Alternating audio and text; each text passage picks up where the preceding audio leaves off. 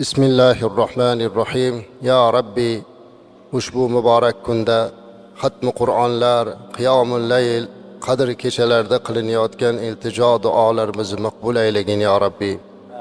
O'zingni kalominga muhabbat va sidqi dil bilan kechalari qoyim bo'lib Qur'onga somiy bo'lib turgan bu aziz bandalaringni barchalarimizni ibodatlarimizni husni qabul aylagin.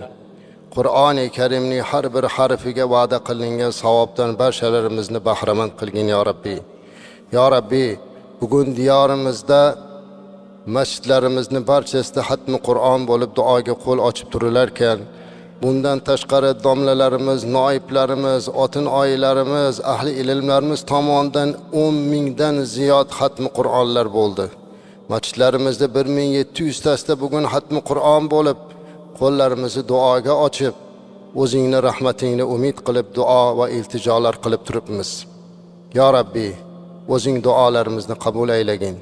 Xatmi Qur'onlarga berilgan savoblardan yurtimizdan o'tgan barcha ulug' ustozlarni, allomalarimizni, yurti xalqi uchun jonini fido qilib o'tgan barcha ulug'larimizni, duoga qo'l ochib turgan, bugun duo qilib turgan yurtimizdagi barcha mo'min musulmonlar, xonadonlarda turganlar, duoyimizda ishtirok etolmayotganlar, bemorlar bo'lsin, barcha xalqimizni o'tib ketgan ota-ona va ajdod va jaddodlarni rahmatingga olgin.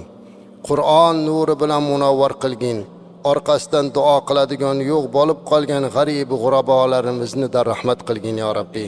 Ya Rabbi, xatmi Qur'onlar, mana hozir Qur'on ta'limlari bo'lib 60 mingdan ziyod odam Qur'on kurslarini tamomlab chiqdilar. Mana shuncha Qur'on o'quvchilikka sababchi bo'lgan va 15 ming odam Makkaga borib hajlar qilib kelyapti. Salkam 800 mingga yaqin odam umra qildi. Mana shuncha ibodatlarning sababchisi bo'lib turgan prezidentimizga uzoq umr bergin.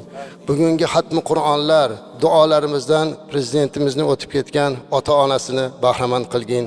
Ularni yotgan joylarini jannat bog'chalaridan bir bog'cha qilgin. O'zlariga uzoq umr bergin. Yurti uchun, xalqi uchun, mana shu yoshlarni kelajak baxti saodati uchun tuni kun harakat qilyaptilar. O'zing madadkor bo'lgin, o'zing yordam bergin. Ularning atrofida xizmat qilib turgan barcha vazirlar, vazarolar, hokim va hukamo hamma mas'ullarni vatani, yurti oldida olib borayotgan ishlariga o'zing madadkor bo'lgin. Musofirligida yurgan hamyurtlarimiz bor ekanlar. Ota-onasini boqaman deb, bola chaqasini boqaman deb mehnat qilib yurgan musofirligidagi hamyurtlarimiz bugun safimizda duoda ishtirok etmasalarda, ular uzoqlarda turib, bugungi xatmlarimizni duosiga umid qilib turibdilar. Chet ellarda o'qishda yurganlarimiz bor, xizmatda yurganlarimiz bor. Alloh hammalarini safarlarini bexatar qilding. O'zing ularni tinch omon qilgin, muhofaza qilgin, turli balo ofatlardan saqlab, yurtimizga, ota-onasi, oilasini bag'riga o'zing hozir aylagin. Jamoatimiz ichida, xalqimiz ichida duo so'rab bemorlari bor ekan, shifo so'raganlar bor. Alloh kimni xonadonida, yurtimizda bemorlar bo'lsa, ularga shifo bergin. Mana shu bemorlarni davolashga xizmat qilayotgan shifokorlarimizni ham qo'llarini yengil qilgin. Ularni Allohim ishlariga rivoj bergin, xalqiga mehribon qilgin va bu shifokorlarga berilajak savoblardan ko'paytirib bergin. İçimizde mushkuli tushganlar bor. Alloh ularning mushkullarini oson qilsin.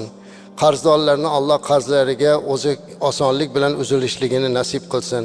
Hojatmandlarda Alloh hojatini ravo aylasin. Duoga qo'l ochib turgan hammamizni Allohim bugun ulug' kunda qadr kechasini topib, xatmdan keyin duo qabuliyatini umid qilib turibmiz. Ilohim xatmi Qur'onda savobi va mana bunday qadr kechalarni topganlar qatoridan bo'lishligimizni nasib qilar ekansan, sendan yolvorib so'raymiz. O'tib ketgan ota-onalarimizni barchamiznikini rahmat qilgin. Yotgan joylarini Qur'on nuri bilan munavvar qilgin. Gunohlarini o'zing mag'firat qilgin. Allohim ota-onasi hayot bo'lib turganlar Ka'ba oldida ularni duosini olishni nasib qilgin. Xatmi Qur'onda tik turib namoz o'qib, o'zingning kalominga muhabbat bilan somiy bo'lganlarga xatmi Qur'onni o'qiganlarni savobini bergin. Ya Rabbi, bu xatmi Qur'onlar yurtimizga baraka, fayz bo'lishini nasib qilgin.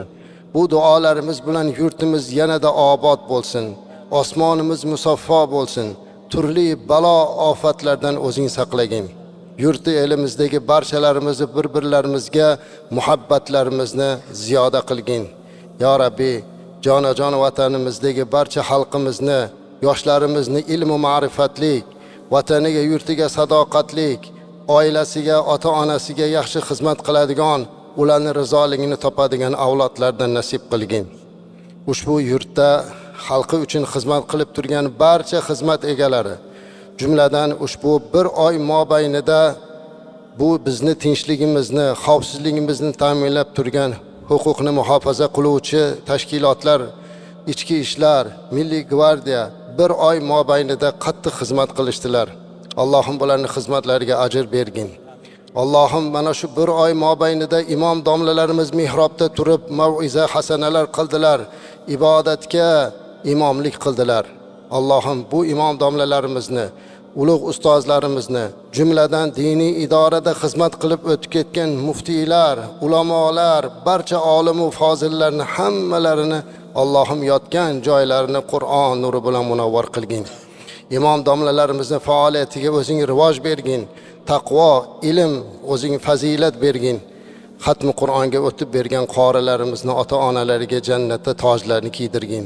Ularni qalblaridagi Qur'onni o'zlariga oshno va shafoatchi qilgin. Ustozlari va barcha ajdodlarni bahramand qilgin ya Rabbi. Ushbu masjidlarimizda namozda qoyim bo'lib turgan bu jamoatimizni qalblarida nimaiki yaxshi niyatlari bo'lsa, barcha niyatlarini o'zing ro'yobga chiqargin. Allohumma ahsin oqibatana fil umuri kulliha va ajirna min khizyid dunya va azabil oxirah. Va sallallohu ta'ala ala xayr xalqi Muhammad va ala alihi va sahbihi ajma'in. Allohu akbar.